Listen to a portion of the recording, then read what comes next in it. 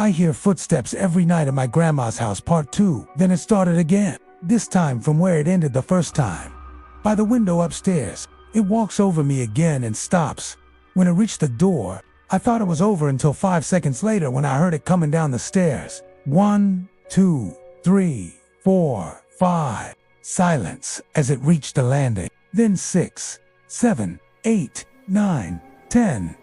And silence again as it reached the first floor. I was frozen in shock. Whatever it was on my floor of the house, and sadly unaffected by the dining room light. I was staring at the doorway to my room. The dining room light was shining in, and my vision began to distort.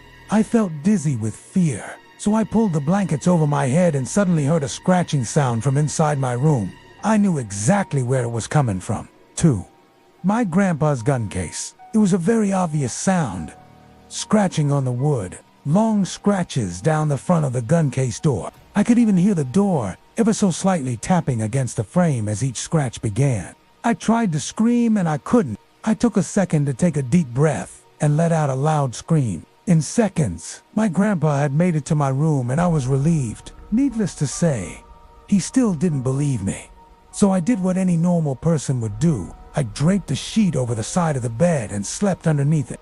I wrapped myself tight in a comforter, put on headphones, and turned my back to the door. There could be a party of ghosts in my room and I wouldn't even know. Please subscribe and like the video before we continue. The next morning, my grandpa told my grandma about what happened the night before. She said, "Oh, that's silly. You know, your cousin woke me up the last time she stayed here. She came in my room saying, 'I hear footsteps.' I slept under the bed for the rest of my week. Stay with them. I've stayed there countless times since that happened.